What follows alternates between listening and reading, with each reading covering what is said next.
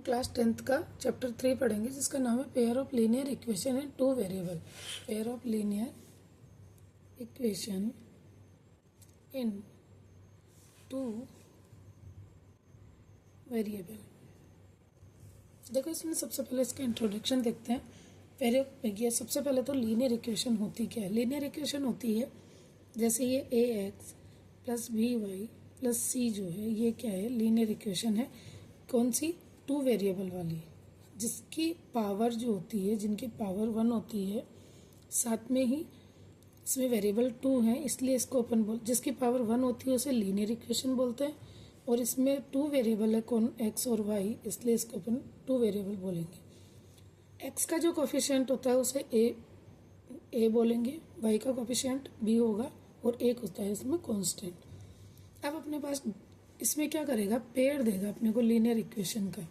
तो linear equation का pair देगा तो पहला पेयर होगा a1x plus b1y plus c1, दूसरा होगा a2x plus b2y plus c2। ये इस तरह से 2 पेयर देगा, ठीक है। यानी कि 2 अपने को क्या देगा, लीनियर इक्वेशन देगा। ये दोनों पेयर में देगा और इनसे अपने को इनका सॉल्यूशन निकालना है। तो किस तरह से इसका सॉल्यूशन होता है, किस तरह से इनका रिलेशन होता है, वो दोनों इस वीडियो में देखेंगे। तो इसके अंदर 2 जो इक्वेशन दे रखी है, इसमें पहले जैसे अपन एक एग्जांपल से बताते हैं a1 b1 क्या होता है। जैसे लिखा हुआ है 2x प्लस 4y माइनस 10, और दूसरी इक्वेशन दे रखी है अपने को 6x प्लस 12y माइनस 13। ये 2 इक्वेशन अगर अपने को दे रखी है तो देखो फर्स्ट जो होगा वो होगा a1 b1, ठीक है। x का कोफिशिएंट यहाँ अपने पास a1 क्या होगा 2, a2 क्या होगा, सेकेंड वाली इक्वेशन में x का कोफिशिएंट b1 और b2 क्या होगा, इसमें b1 होगा 4 और इसमें b2 क्या होगा 12। फिर c1 क्या होगा -10 और c2 क्या होगा माइनस का 13। ये अपन कोफिशिएंट निकालना क्लास 9th में देख चुके थे। तो इनसे अब इस एक्सरसाइज में क्या है कि इनमें अगर रिलेशन क्या होगा, किस तरह से, अगर ये दोनों इक्वल है तो क्या होगा, अगर ये तीनों इक्वल है तो क्या होगा, अगर ये दोनों इक्वल नहीं है तो क्या होगा। तो इसको अपन एक एज ए स्टोरी समझते हैं। देखो इसमें मान लो कि ये x का कोफिशिएंट जो है वो a है और y का कोफिशिएंट b है। ये दोनों किसी देश के राजा हैं, ठीक है। इन दोनों राजाओं में आपस में बिल्कुल भी नहीं बनती है, यानी कि इनमें कभी बनती नहीं है, यानी ये दोनों कभी भी बराबर नहीं हो सकते। अगर ये दोनों बराबर नहीं होंगे तो क्या होगा, लड़ाई होगी, इस तरह से तलवारें आपस में भिड़ेगी। इस तरह की लाइन को अपन क्या बोलते हैं, इंटरसेक्ट लाइन, ठीक है। और अगर इन दोनों में लड़ाई होगी तो बताओ कोई ना कोई तो जीतेगा। जो कोई ना कोई जीतेगा यानी कि इसमें एक आदमी की जीत होगी। तो अपन यहाँ क्या लिखेंगे 1। सॉल्यूशन, इसका जो सॉल्यूशन निकलेगा वो क्या निकलेगा, एक सॉल्यूशन जरूर निकलेगा इसका, ठीक है। 1 सॉल्यूशन होगा। तो अगर यहाँ पर देखो a और राजा b है तो अपने को लिखना क्या है कि a1 अपॉन a2, यानी इन दोनों का रेशो और b1 अपॉन b2 का रेशो जो है, अगर ये बराबर नहीं होता है तो इंटरसेक्टिंग लाइन होगी और इसका जो सॉल्यूशन होगा वो 1 सॉल्यूशन होगा। इस 1 सॉल्यूशन को अपन यूनिक सॉल्यूशन भी बोलते हैं। इसका यूनिक सॉल्यूशन भी हो सकता है। अब अगर मान लो जैसे एक एग्जांपल लेते हैं x माइनस 3y प्लस 4 और दूसरा लेते हैं 5x माइनस 5y प्लस 10। अब इसमें देखो a1 कौन है 1, a2 कौन है 5, b1 कौन है -3, b2 कौन है माइनस का 5। ओनली a1 और a2 को पहले देखते हैं। अगर a1 और a2 में रिलेशन इक्वल का होता है तो फिर आगे क्वेश्चन करते हैं। तो देखो जब इन दोनों का रिलेशन देखा तो a1 अपॉन a2 कितना है 1/5 और ये दोनों मिलकर कितने हैं 1/, सॉरी 3, ये माइनस से माइनस कैंसिल हो जाएगा, 3/5। क्या A1/5 सॉरी 1/5 3/5 के इक्वल होता है? नहीं। तो यहाँ पर जो इसका दो सॉल्यूशन है, अगर आपको ग्राफिकली सॉल्यूशन पूछे कि इसका ग्राफिकली क्या होगा, तो यहाँ लिखेंगे अपन इंटरसेक्टिंग, इंटरसेक्ट लाइन आएगी, ठीक है, इंटरसेक्ट लाइन। क्यों? क्योंकि इन दोनों में लड़ाई हो रही है। अगर इसका एल्जेब्रिक पूछे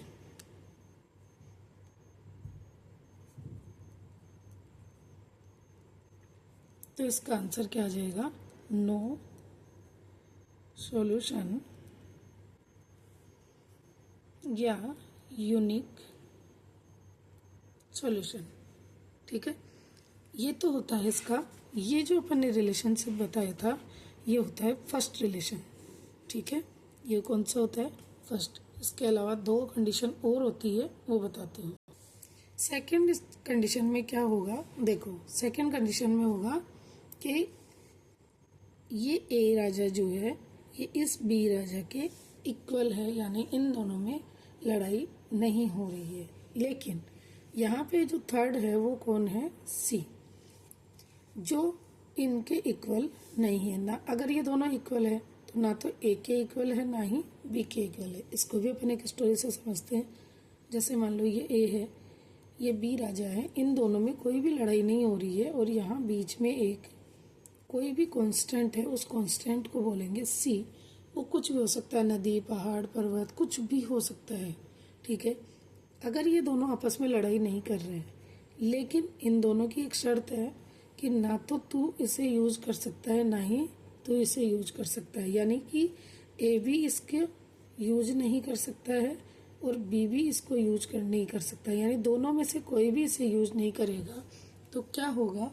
अगर ये दोनों आपस में यूज नहीं करेंगे तो डिसीजन क्या आएगा कि तू तेरे रास्ते जा और मैं मेरे रास्ते जाता हूँ, ना तू मुझे छेड़े ना मैं तुझे छेड़ूं। इस तरह की जो लाइन होती है उसे अपन कौन सी लाइन बोलते हैं? Parallel line, parallel line. ठीक है, अब जब एक दूसरे के पास ही नहीं जाएंगे, कोई लड़ाई नहीं होगी, तो क्या होगा? इनमें कभी लड़ाई नहीं होगी तो कोई सॉल्यूशन निकलेगा? कभी नहीं निकलेगा। तो यहाँ पे क्या लिख देंगे? No solution. यानी इसका ग्राफिकली सॉल्यूशन जो निकलेगा वो पैरेलल लाइन होता है, एल्जेब्रिक नो सॉल्यूशन होता है। अब लिखते कैसे हैं इसको? यहाँ पर देखो, A1/A2, B1/B2 and C1/C2। Example से देखते हैं क्वेश्चन। जैसे x 2x + 4y - 7 4x + 8y + 5, ये दो दे दिए। A1 कौन है? 2, A2 कौन है? 4, B1 कौन है? 4, B2 कौन है? 8। सबसे पहले इन दोनों को देखेंगे, इनका रेशो देखो, ये भी 1/2, ये भी 1/2, यानी A1/A2 इक्वल टू B1/B2। जब ये कंडीशन हो जाए, इस कंडीशन के बाद में ही अपन नेक्स्ट कंडीशन को चेक करते हैं। तो अब नेक्स्ट कंडीशन देखते हैं कि B1 और चाहे A1 से चेक कर लो चाहे B1 से, क्योंकि दोनों की वैल्यू 1/2 आई है। अब C1/C2 की वैल्यू निकालते हैं। यहाँ C1/C2 की वैल्यू क्या आ गई? -7/5। क्या -7/5 1/2 के इक्वल है? नहीं। तो अपन क्या लिखेंगे? यहाँ पर लिखेंगे कि इनका जो ग्राफिकल सॉल्यूशन होगा वो क्या होगा? Parallel line. और अगर एल्जेब्रिक से पूछे तो आ जाएगा नो सॉल्यूशन। ठीक है, इसके बाद आती है इसकी तीसरी कंडीशन। तीसरी कंडीशन में क्या होगा? देखो, तीसरी कंडीशन में A, B और C ये तीनों हैं। पहली कंडीशन में ये दोनों बराबर नहीं थे, दूसरी कंडीशन में ये दोनों इक्वल थे, लेकिन ये तीसरा इक्वल नहीं था। तीसरी कंडीशन में मान लो कि ये तीनों इक्वल है। कैसे? कि मान लो ये राजा है, ये भी दूसरा राजा है और इनके बीच में कोई भी कांस्टेंट है इसको ये भी काम में ले सकता है और ये भी काम में ले सकता है, यानी ए को सी भी काम में ले सकता है और बी भी काम में ले सकता है, तो ये सब इक्वल होंगे। अगर ये सब इक्वल होते हैं, इनके अंदर कोई भी लड़ाई नहीं होती है, तो क्या होगा, जिधर जिधर राजा ए जाएगा उधर उधर ही राजा बी आएगा। और इस तरह की जो लाइन होती है उसे अपन बोलते हैं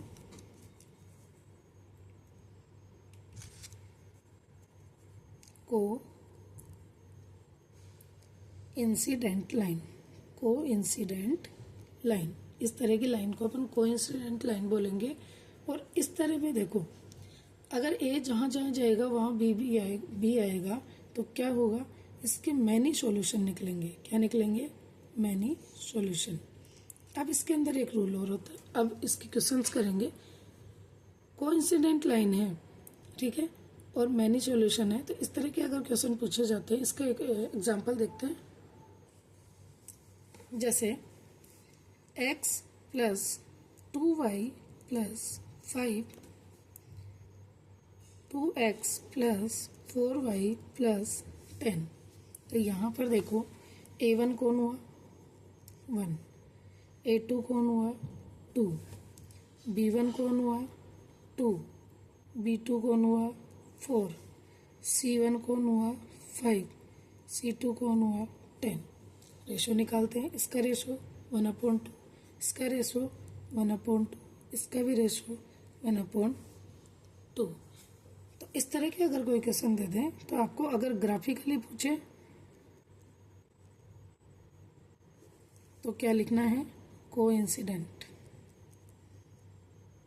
ठीक है। अगर एल्जेब्रिक पूछ ले तो क्या लिखना है, मैनी सॉल्यूशन, ठीक है। इस तरह से होता है ये। इसका इंडेक्स है जो आपकी बुक में दिया हुआ है, उस इंडेक्स से भी देख सकते हो, या डायरेक्ट अगर आप इधर इस तरह से करोगे तो भी ये समझ में आ जाएगा। एक बार इसको अपन शॉर्ट में दोबारा देखते हैं। First, a1/a2 is not equal to b1/b2। First condition क्या होगा, इंटरसेक्ट लाइन